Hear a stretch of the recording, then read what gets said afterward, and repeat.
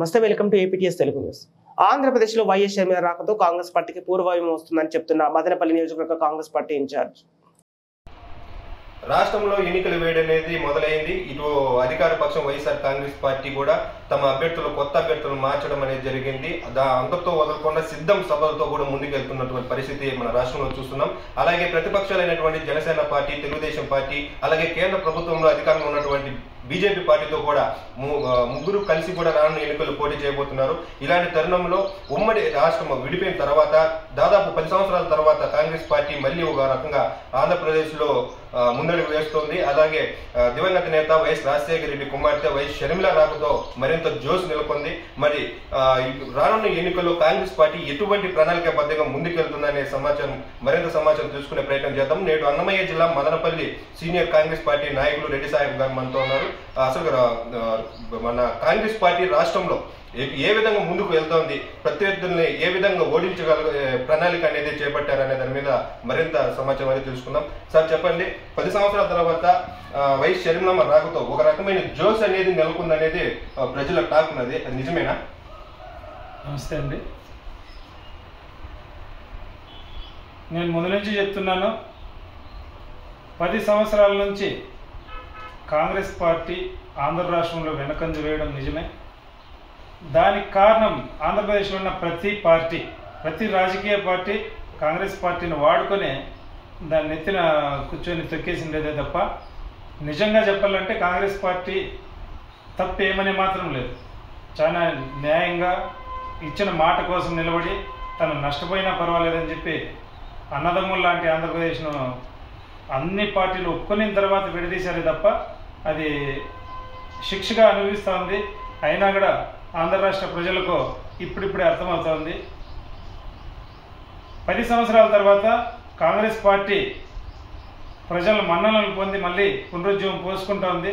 దానికి మన దివంగత నేత వైఎస్ రాజశేఖర రెడ్డి గారు లేని లోటు ఈ 10 సంవత్సరాల్లో మన ఆంధ్రప్రదేశ్కు బాగా పడింది. రాజశేఖర రెడ్డి గారి జీవితాశయం ఏదైతే ఉందో రాహుల్ గాంధీ గారిని ప్రధానమంత్రిని చేయాలని, అదే ఆశయంతో రాజశేఖర రెడ్డి గారి నిజమైన వారసురాలు వైఎస్ షర్మిలారెడ్డి గారు ఈరోజు ఆంధ్రప్రదేశ్ రాష్ట్ర పిసిసి పగ్గాలు చేపట్టి దాదాపు 2.5 నెలలు కావస్తుంది. 2 నెలలు పగ్గాలు చేపట్టి నెల అయినా పార్టీలకు చేరి 2.5 నెలలు అవుతా ఉంది. అప్పటి నుంచి ఆంధ్రప్రదేశ్ కాంగ్రెస్ పార్టీలో కార్యకర్తల్లో కానీ, నాయకుల్లో కానీ, ప్రజల్లో కానీ పూర్తిగా విశ్వాసం ఉంది వైఎస్ షర్మిలారెడ్డి గారి మీద. షర్మిలమ్మ గారు కాంగ్రెస్ పార్టీ ద్వారా ప్రజలకు మేలు చేస్తారనే నమ్మకం పూర్తిగా ఉంది. ఖచ్చితంగా రాబోయే ఎన్నికల్లో కాంగ్రెస్ పార్టీ కీలకమైన మంచి పరిస్థితుల్లో ఉండబోతుంది 24లో.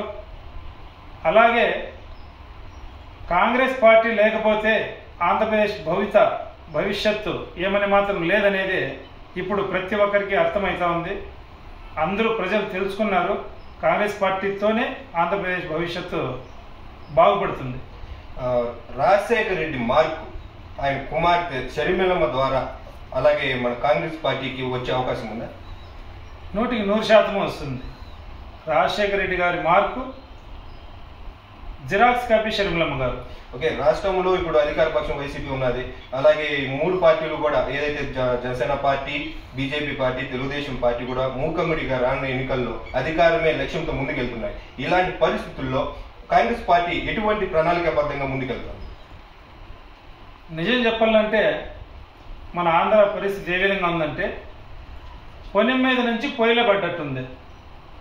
అది ఎందుకంటే అంటానంటే జగన్మోహన్ రెడ్డి గారి పరిపాలన రాష్ట్రాన్ని సర్వనాశనం చేశారు. తన ప్రోద్బలంతో, అధికార బలంతో, డబ్బు బలంతో, హింసతో ప్రతి ఒక్కరిని భయభ్రాంతులకు గురి చేసి ఆంధ్ర రాష్ట్రాన్ని ఆర్థికంగా కానీ, సామాజిక పరంగా కానీ అనగదొక్కేశారు. ఈ పరిస్థితుల్లో జనసేన, టీడీపీ పార్టీలు ఏదైతే జగన్మోహన్ రెడ్డి గారి గురువు వాళ్ళ ఓనర్ లాంటి పార్టీ బీజేపీ పార్టీ ఉందో, ఏదైతే జగన్మోహన్ రెడ్డి ఇంత అరాచకాలు చేయడానికి దోహదపడతా ఉందో అదే పార్టీని ఆంధ్రప్రదేశ్లో ఇక్కడ ఏమని మాత్రం బీజమే లేని పార్టీని బీజం వేయడానికి ఈరోజు ఆంధ్రప్రదేశ్ తీసుకొచ్చే ప్రయత్నం టీడీపీ జనసేన చేస్తూ ఉన్నారు. ప్రజలకి ఏ విధంగా ముందుకెళ్తోంది కాంగ్రెస్ పార్టీ? అలాగే దేశంలో కూడా రాహుల్ గాంధీ ప్రధానమంత్రి అయ్యే అవకాశాలు ఏ విధంగా ఉన్నాయి? నేను అదే చెప్పబోతున్నాను. ఆంధ్రప్రదేశ్ ప్రజలకు వైసీపీ ద్వారా ఎంత నష్టం ఉందో అంత పదింతలు నష్టం చేసే కార్యక్రమం నిన్నటి నుంచి జరుగుతూ ఉంది. దీనికి ప్రత్యామ్నాయం కేవలం కాంగ్రెస్ పార్టీనే. ఆంధ్రప్రదేశ్లో కానీ భారతదేశంలో కానీ ప్రజలు సుఖ సంతోషాలతో బాగుండాలంటే అది కేవలం కాంగ్రెస్ పార్టీతోనే సాధ్యం. కాంగ్రెస్ పార్టీ ఎప్పుడు ప్రజల బాగు కోసం, దేశ బాగు కోసం, రాష్ట్ర బాగు కోసం ప్రతి ఒక్కరూ ఏ విధంగా పరిపాలన ఉంటే బాగుంటుందో అనే దాని మీద దృష్టి పెడుతుంది. అదే వైఎస్ఆర్ కానీ బీజేపీ కానీ ఏ విధంగా మనం ఎత్తులేస్తే అందరినీ తొక్కేయచ్చు అనేది మాత్రం ఆలోచన చేస్తుంది. అది ప్రజలకు అందరికీ అర్థమైంది. కాబట్టి రాబో రోజుల్లో కాంగ్రెస్ పార్టీని ప్రజలు ఖచ్చితంగా ఆదరిస్తారు. దాని ద్వారా అధికారంలోకి రాబోతా ఉంది. రాహుల్ గాంధీ గారు దేశవ్యాప్తంగా పడుతున్న కష్టం మునుపు భారత్ జోడో యాత్ర కానీ, జనవరి 14 నుంచి భారత్ జోడో న్యాయయాత్ర కానీ, రాహుల్ గాంధీ గారు భారతదేశం కోసం తను పడే తపన పూర్తిగా ప్రజలతో మమేకమై దేశమంతా తిరిగి దేశ పరిస్థితులు అవగాహన చేసుకుంటున్నారు. రైతులకు కానీ, ఉద్యోగస్తులకు కానీ, స్టూడెంట్స్కి కానీ, చదువులో కానీ ప్రతి ఒక్క విషయంలో కూడా ఇప్పుడు 10 ఏళ్ళ నుంచి జరుగుతున్న అన్యాయాన్ని పూర్తిగా అవగతం చేసుకున్నారు. ప్రజలకు వివరించి చెప్పబోతున్నారు. భారతదేశానికి మేలు చేయగలిగిన ఆలోచనలు చేస్తున్నారు.